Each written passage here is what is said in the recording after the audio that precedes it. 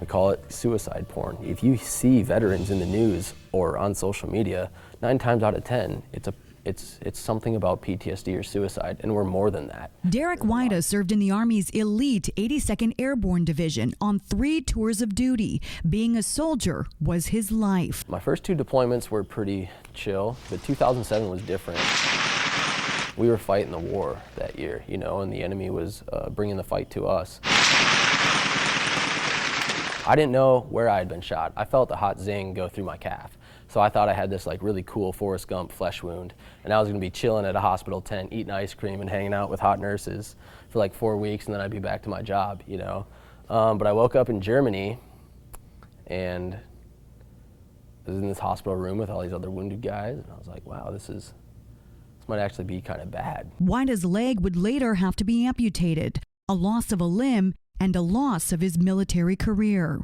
I didn't have PTSD, but I had chronic depression, adjustment disorder. There's a long list of other things that you know, can go wrong with you mentally, but not PTSD. For some reason, the media and social media just lumps it all under PTSD, and it's completely inaccurate, and it drives most of us insane. The Army medically retired him, sending Weida into a dark place. I was just really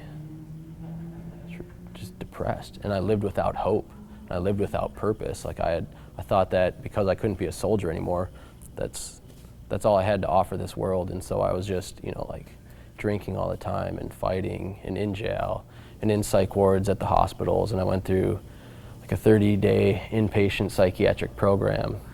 And none of it helped me, none of it stopped me, because I didn't want to be helped. By chance, Weida saw a Facebook post about a Tough Mudder competition. It may have saved his life. I started talking to people again, you know, like not just people, but like reconnecting with my veteran friends, guys I served with, military guys, you know. And then for those next 6 months training for this Tough Mudder, it brought purpose. From there, he found CrossFit and then Rush Club. Derek Weida! Our reason for existence at Rush Club is to touch, move, and inspire people to action. That's where we're going. In 2013, A.J. Richards, a fellow veteran who also found himself returning from war depressed and in need of inspiration, founded Rush Club. To all of the veterans who showed up here tonight, a head-to-head weight class competition. These guys are absolutely attacking this workout. Athletes who compete on the Rush Club stage are some of the fittest on the planet.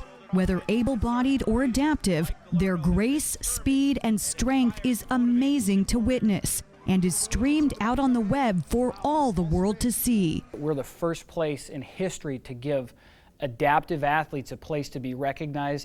Adaptive athletes like Derek Weida. Every day since my amputation, I became more and more of who I was before I was injured. And at some point now, I'm actually like, I'm just better than who I was before. Weida, who makes a point of saying that the VA treated him remarkably throughout his lengthy recovery, doesn't want anyone's sympathy. Derek Weida, one more time. Listen to this crowd. His story is about strength, and he's made a big name for himself, inspiring his more than 500,000 social media followers every day to get up and move. As long as we keep making progress, small steps every day over a long period of time, you look back and you see how far you've come, and you're just kind of blown away. You're like, wow, I can't believe I'm here now. Maybe, you know, life is good. Life is worth living.